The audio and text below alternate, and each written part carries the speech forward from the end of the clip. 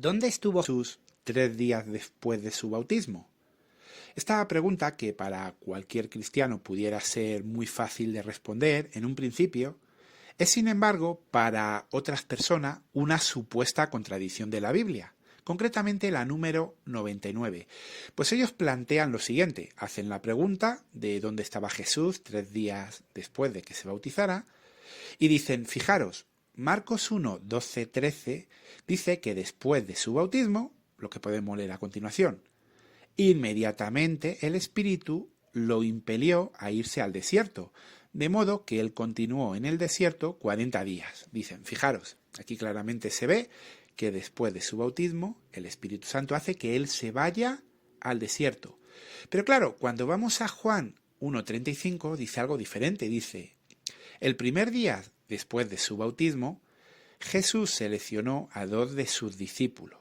Y en azul viene el texto, dice, el siguiente día, otra vez, estaba Juan y 2 de sus discípulos.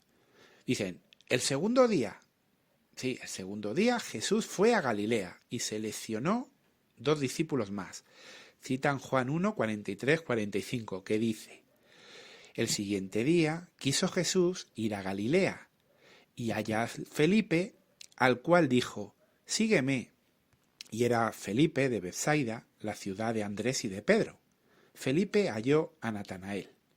Y dicen, y el tercer día Jesús se encontraba en una fiesta de matrimonio en Canaá, Galilea. Y ponen el texto de Juan 2, 1 y 2, que dice, al tercer día se hicieron unas bodas en Canaá, de Galilea. Y allí estaba la madre de Jesús, y fue también llamado Jesús y sus discípulos a la boda. Claro, ellos dicen, mira, cuando seguimos el orden lógico, te pone que Jesús es bautizado. Al día siguiente recoge 2 discípulos, al día siguiente tal, y al tercer día estaba en las bodas de Canaán. Pero claro, acabamos de leer en Marcos 1, 12, 13, que inmediatamente se había ido al desierto. Entonces tiene que haber una contradicción. Bueno, ¿sabéis en dónde reside el error de estas personas? Que ellos hacen una premisa que es falsa. Ellos cogen y dicen el primer día después de su bautismo. Pero eso no lo pone el texto bíblico, no, eso lo dicen ellos porque lo han entendido mal. Claro, ¿qué ocurre? Que tú pones una premisa, tú ya pones una norma y dices, esto ocurre después del bautismo. Y claro, el siguiente día, el segundo día, el tercer día nos lleva a la boda de Canaán. Pero claro, ese primer día, ese segundo día, ese tercer día, ¿de qué es? ¿Realmente es del bautismo de Jesús o es de otras cosas? Bueno, cuando leemos el contexto bien, a fondo, detenidamente, fijándonos en los detalles, no se está hablando del bautismo de Jesús, no. Vamos a leerlo directamente. Vamos a ir y vamos a empezar a leer desde Juan 1, 29. Allí que vemos, dice, al día siguiente vio Juan a Jesús, que venía a él, y dijo, he aquí el Cordero de Dios, que quita el pecado del mundo.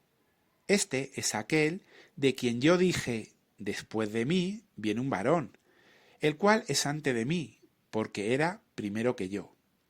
Y yo no le conocía, mas para que fuese manifestado a Israel, por eso vine yo bautizando con agua.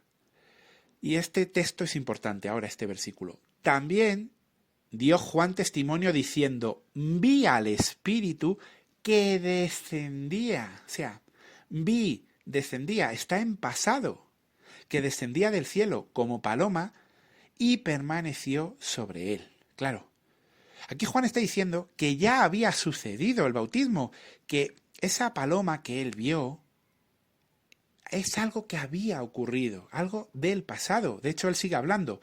Yo mismo no lo conocía, pero el que me envió a bautizar con agua me dijo, aquel sobre quien veas que el Espíritu desciende y permanece, es el que bautiza con el Espíritu Santo.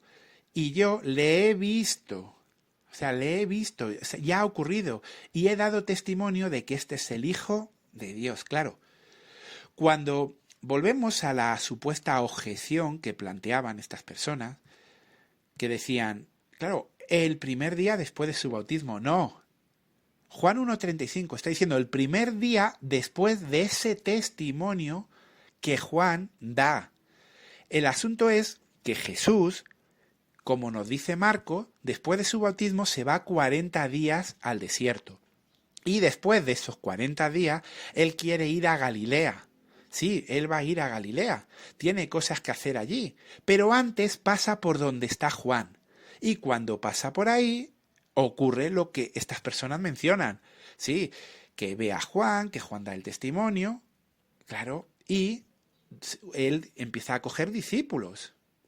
Claro, el primer día, el segundo, y la boda, exacto, y la boda. Pero todo eso ocurre después de que él viene de los 40 días. Ahora bien, esta supuesta contradicción, cuando vemos el contexto, nos la explican y la analizamos, pues parece fácil de contestar. Pero tenemos que decir que no es tan sencilla si esta pregunta nos la hacen de casa en casa o en la calle. De hecho, yo me acuerdo la primera vez que me hicieron esta pregunta, de esto hace ya muchísimos años, pero me acuerdo muy bien porque me dejó impactado, no sabía responder de un inicio.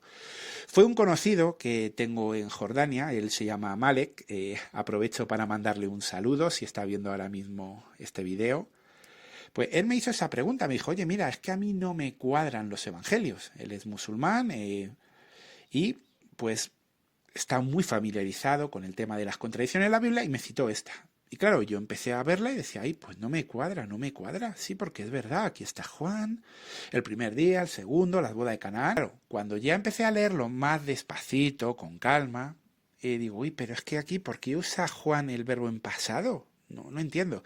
¿Sabéis cuándo lo pude entender perfectamente? Cuando después de hacer una oración, cogí esta obra, es una verdadera joya para entender los evangelios de manera cronológica, el hombre más grande de todos los tiempos, y claro, ahí fusionan los 4 evangelios en uno solo. O sea, nos colocan la vida de Jesús relatada todo lo que se puede cronológicamente. Y dije, claro, es que aquí no se está hablando del bautismo, se está hablando del testimonio que da Juan después de que Jesús ha estado en el desierto y evidentemente después de su bautismo. Pero de primera era una objeción difícil de contestar.